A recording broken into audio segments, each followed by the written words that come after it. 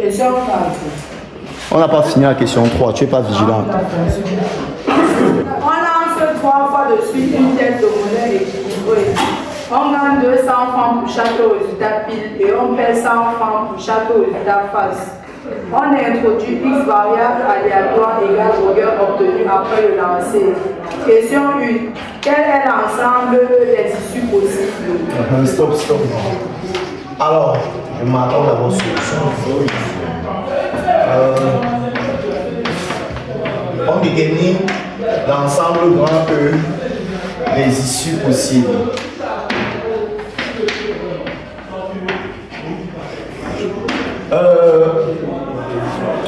Je commence d'abord avec vous sur le fait que si on lançait une seule pièce de monnaie équilibrée, les différents résultats, c'était une seule pièce de monnaie. Pile face, donc PF. Alors, si on lance deux pièces de monnaie équilibrées, les différents résultats.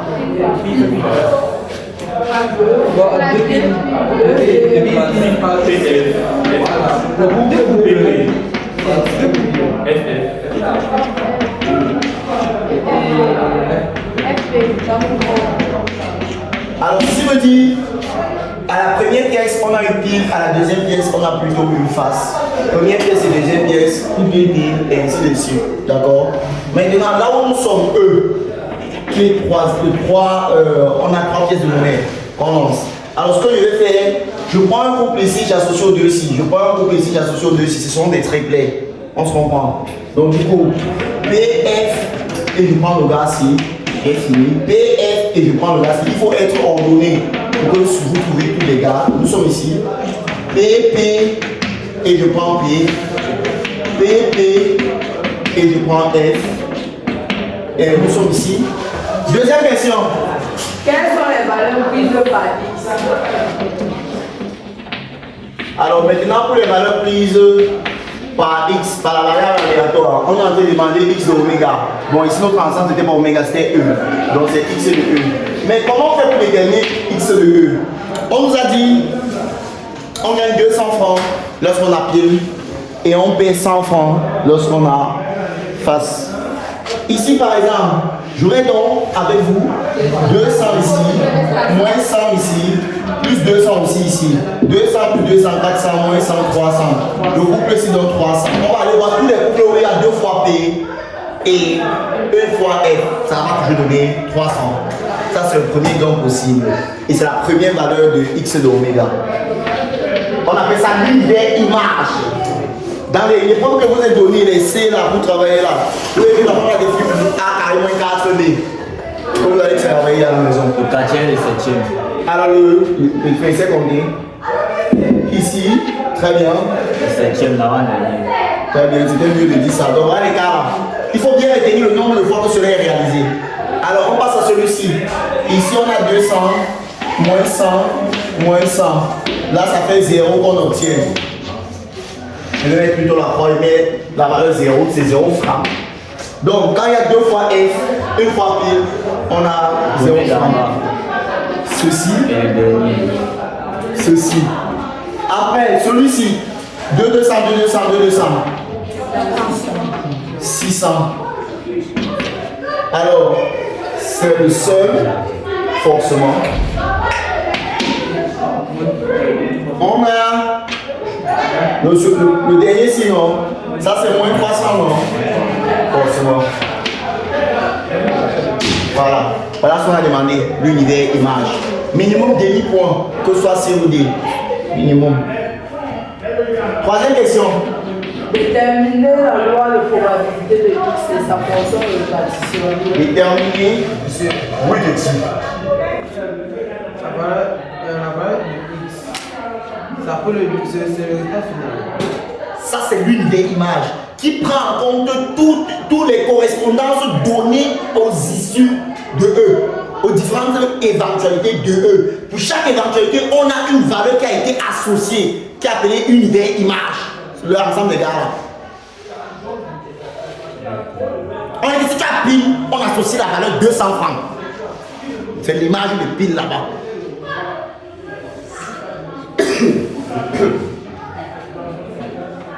Je vais attendre jusqu'à ce que tu dises oui. Et si tu veux mieux comprendre, tu fais l'exercice que je vais te donner là-bas, ça va les lettres. Ça sera encore plus sucré. Alors, déterminer, on a dit quoi, petite? Déterminer la loi de probabilité de x et sa fonction de répartition. La loi de probabilité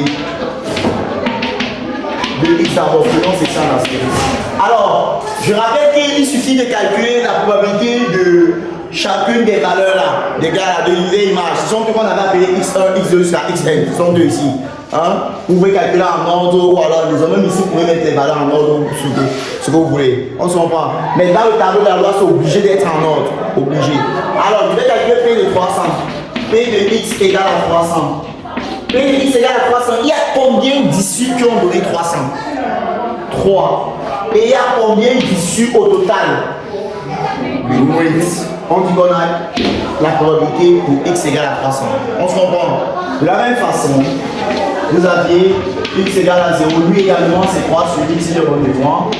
La probabilité x égale à 600, 1 huitième. Et enfin, la probabilité pour x égale à moins 300, 1 huitième.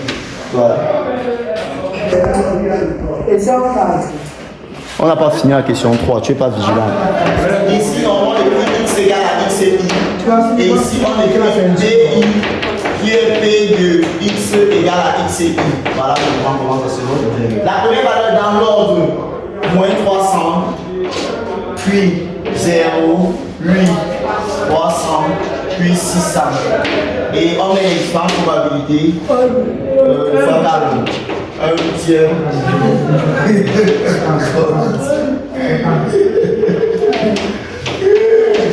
Alors, vérifiez que la somme donne 1. Si x est strictement plus petit que. Vous déterminez la plus petite valeur parmi tout ça. La plus petite valeur c'est moins 300. Donc vous mettez x est strictement plus petit que moins 300. Dans un autre exercice, ça peut ne pas être moins 300, ça peut être moins 1. Vous mettez x est strictement plus petit que moins 1. Alors ce que vous devez savoir, c'est qu'il n'y a aucune valeur ici qui est strictement petit que moins 300. Et dans ce cas de figure, on dit que la fonction de répartition, qui est la probabilité de x inférieur à x égale à 0. Parce que je n'ai aucune valeur qui est plus petite, strictement plus petite que moins 300 là-bas. Le prochain cas, c'est toujours comme ça. Comme ça que la limite là-bas, quand il sera de moins c'est 0. On sort dans ce cas de figure. La fonction est nulle là-bas. C'est toujours comme ça. Encore. Si x est la prochaine valeur qui est plus petite, c'est 0. La prochaine valeur qui est plus petite, c'est 0. Là-bas, on va dire que la fonction de répartition de x, c'est la seule valeur. Il y a une seule valeur qui est strictement petite que 0. On va donc que c'est p de x égale à moins 300, qui donne 1 huitième. Voilà. On continue. On va toucher toutes les valeurs. Si x est strictement plus petit que 300, alors la fonction de répartition là-bas, c'est p de x égale à moins 300 plus p de x égale à 0. Ça donne donc 1 huitième plus 3 huitièmes qui vous donne 4 huitièmes qui est donc 1 demi. Vous l'aurez compris. Si x est strictement plus petit que la prochaine valeur, 600, alors vous avez la fonction de répartition dans ce cas de figure égale ce qui est passé, c'est-à-dire 4 huitièmes, plus le gars là, on a eu moins 300, 0, et il y a aussi 300 qui est plus petit que 600, plus p de x égale à 300, c'est-à-dire 4 huitièmes plus 3 huitièmes, qui donne 7 huitièmes. Et enfin, si x est strictement supérieur ou égal, bon en réalité c'est plus petit que plus infini normalement. Toutes les valeurs là sont plus petites que plus infini. Et donc on a f de x égale à 7 huitièmes plus p de x égale à 600. Alors p est égal à 7 huitièmes plus 1 huitième qui nous donne 1. Toujours, la limite la plus infinie, c'est pour ça qu'on dit que c'est 1. Toujours. Et il faut mettre tout ça dans un tableau. Genre, regrouper tous les résultats. On a dit que c'est 0. Si x c'est 1 huitième, si x Moins 300, petit O égale à X, petit O égale à... Les gens bavardent toujours. Un demi, c'est ça? Ah, il va le tuer. 7 huitièmes.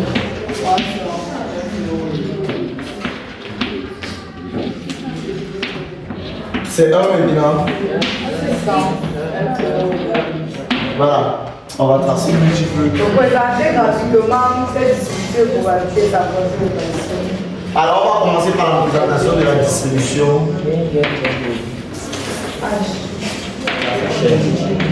de probabilité.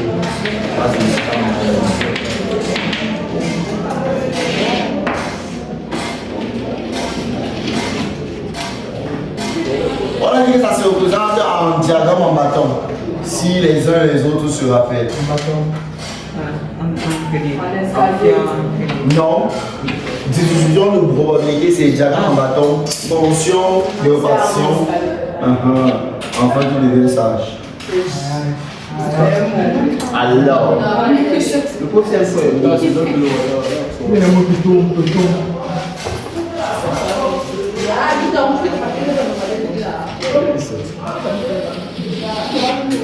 tu appelles les profs, dis donc.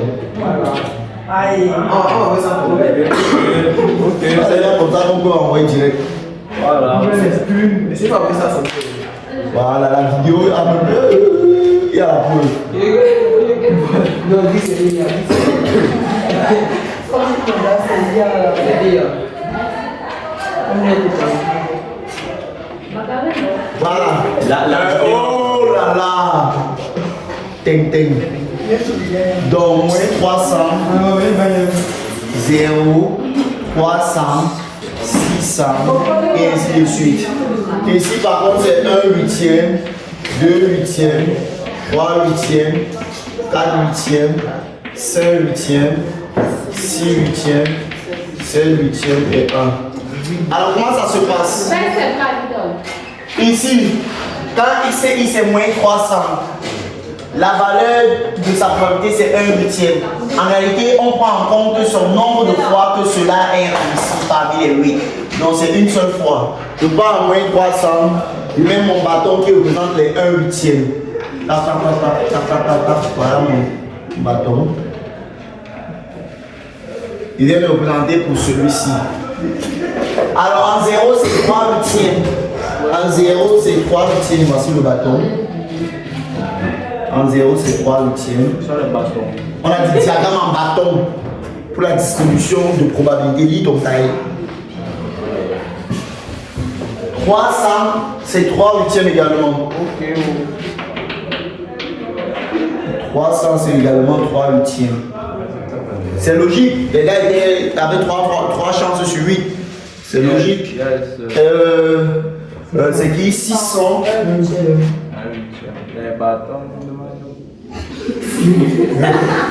Donc voilà ce qu'on demande de faire pour la première représentation. Deuxième représentation, on représente maintenant la fonction de répartition.